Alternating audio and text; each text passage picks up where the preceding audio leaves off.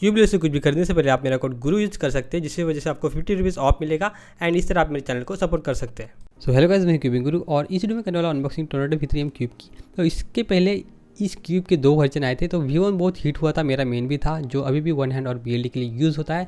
उसके बाद V2 बना है जिसमें मैग्नेट स्ट्रॉन्ग कर दिए गए, लेकिन वो फ्लॉप रहा। और अभी देखते हैं इस क्यूब को कि ये क्यूब अभी तीसरा वर्जन इसका, ये फ्लॉप होता है या हिट होता है। तो बॉक्स के अंदर हमें मिलती है कुछ ज्ञान की बातें। ये हिंदी वाला ज्ञान है, क्यूब वाला ज्ञान नहीं।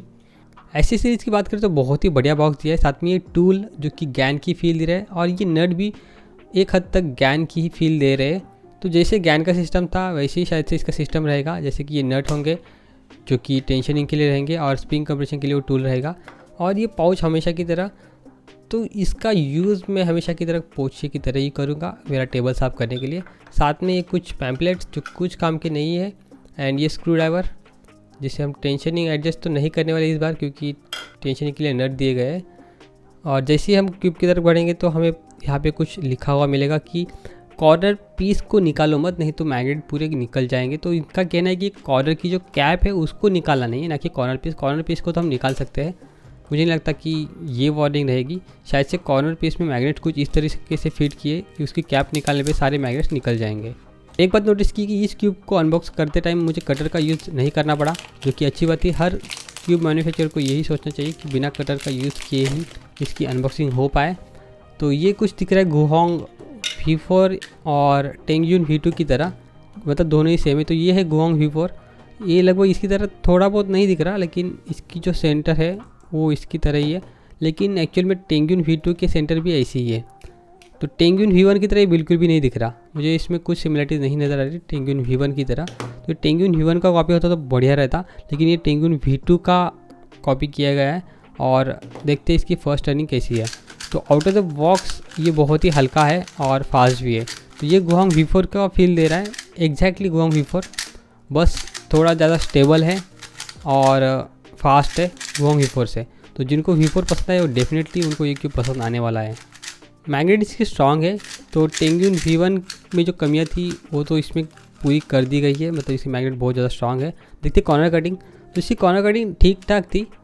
तो मैंने गुहोंग V4 और टेंगयुन V2 V1 की भी कॉर्नर कटिंग ट्राई की थी, तो इन सब में मुझे इसकी कॉर्नर कटिंग बहुत ज़्यादा सिमिलर लगी गुहोंग V4 की तरह। तो टेंगयुन V1 बहुत ज़्यादा स्मूथ था, इससे स्मूथ क्यूब मैंने कभी नहीं देखा लाइफ में। एंड इसके बाद जब टेंगयुन V2 को बनाया गया तो इसकी कॉर्नर कटिंग स्नैपी हो गई, क्योंकि इसके पीछे से जो थोड़े रिजिड हो गए उसमें मैग्नेट डालने की वजह से, और फिर ये क्यूब फ्लॉप हो गया। और इस क्यूब की कॉर्नर कटिंग गुहोंग V4 की तरह है, जो कि स्नैपी है, जो कि मुझे बिल्कुल भी पसंद नहीं है। फिर भी कुछ लोगों को गुहोंग V4 पसंद आया था, और ये क्यूब मुझे बिल्कुल भी पसंद नहीं आया। मतलब इसकी कॉर्नर कटिंग मुझे पसंद नहीं आई, क्योंकि मुझे स्नैपी कॉर्नर कटिंग वाले क्यूब बिल्कुल भी पसंद नहीं है। तो स्नैपी कॉर्नर कटिंग की वजह से बहुत सारे हमें कैचेस मिल सकते हैं फॉरवर्ड में और रिवर्स में भी। एक्चुअली ये कॉर्नर कट तो हर जगह कर लेता है, लेकिन स्नैपी है, यही इसमें एक इशू लग रहा है मुझे।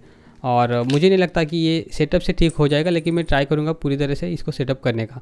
तो इसकी टेंशनिंग और स्प्रिंग कंप्रेशन सिस्टम देखते हैं। तो इसमें हमें ज्ञान की तरह ही कुछ नट देखने को मिलते हैं, जिससे इसकी हम टेंशनिंग चेंज कर सकते हैं। ग्रीन मतलब सबसे लूजेस्ट वाले हैं, और ऑरेंज मतलब सबसे टाइट वाले हैं। और नट्स पे इसके नंबर भी लिखे हैं, जैसे ऑरेंज पे 1, ग्रीन पे 3 और वाइट पे 2 लिखा है। तो उसी के हिसाब से कितने टाइट है वो पता चलता है। तो 1 मतलब सबसे टाइट और 3 मतलब सबसे लूज़।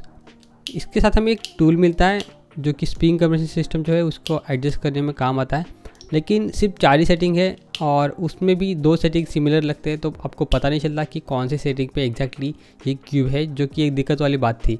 तो मैंने इसके सभी स्प्रिंग कंप्रेशन सेटिंग को 0 पे एडजस्ट किया, मतलब लोवेस्ट सेटिंग पे, ताकि इस क्यूब की कॉर्नर कटिंग अच्छी हो, जो कि बहुत ज़्यादा स्नैपी थी। इसका इंटरनल मैकेनिज्म देखते हैं, तो ये लगभग सिमिलर है टेंगयुन V2 की तरह, ज़्यादा कुछ डिफरेंस नहीं है इसमें। बस जो मैग्नेट का जो सिस्टम है वो चेंज कर दिया गया है। इसके मैग्नेट जो है मुझे बहुत ज़्यादा स्ट्रांग लगे। इसका एक और रीज़न था कि इसके मैग्नेट का जो सिस्टम है बहुत ज़्यादा डिफरेंट है, इससे पहले किसी भी क्यूब में मैंने ये नहीं देखा था। तो इसके कॉर्नर के सिर्फ एक साइड में हमें ऑप्शन मिलता है इसके मैग्नेट को चेंज करने का।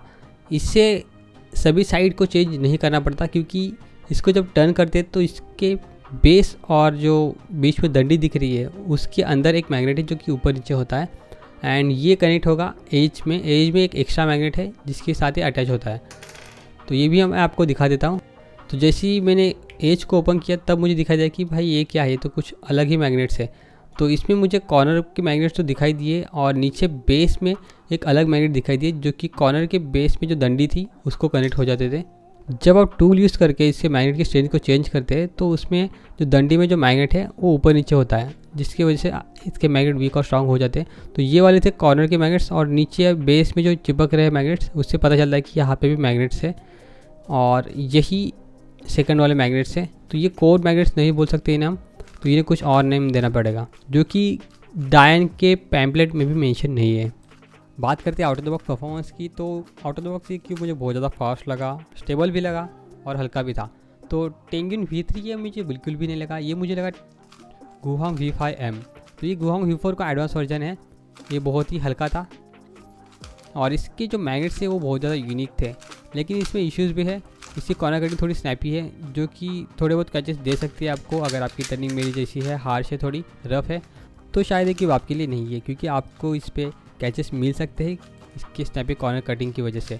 ल्यूब की बात थोड़ा इम्प्रूवमेंट तो हुई लेकिन इतनी ज़्यादा इम्प्रूवमेंट नहीं हुई और मैं डिसपॉइंट हुई इस क्यूब से, क्योंकि ये फ्लैगशिप की रेंज में रिलीज़ हुआ है तो इसमें कैचेस मैंने एक्सपेक्ट नहीं किए थे और इससे मुझे इतने अच्छे सॉल्व भी नहीं मिले, जबकि क्यूब स्टेबल मुझे लग रहा था। लेकिन थोड़ी बहुत स्नैपी कॉर्नर कटिंग की वजह से मुझे इतने अच्छे सॉल्व इस पर नहीं आए। तो जिनको गुहांग V4 पसंद आता है उनको डेफिनेटली क्यूब पसंद आएगा जो सब 15 है, और जिनकी टर्निंग बहुत ही बढ़िया है उनको ये क्यूब शायद से पसंद आ जाए, क्योंकि ये बहुत ही ज़्यादा फास्ट है और हल्का भी है। तो प्रो क्यूबर को ऐसे ही क्यूब पसंद आते हैं, तो शायद से क्यूब सिर्फ प्रो लोगों के लिए, ना कि हर एक के लिए।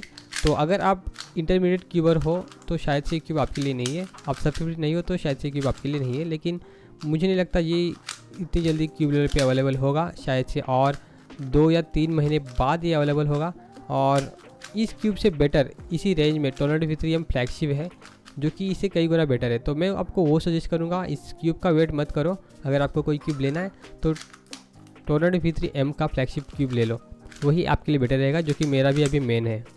तो इस वीडियो में इतना ही। वीडियो अच्छा लगा तो लाइक ज़रूर करना और सब्सक्राइब करना मत भूलना। और अगर आपके पास बहुत ज़्यादा खाली टाइम है तो बस मेरे ये बहुत ख़राब सॉल्व देखते रहना।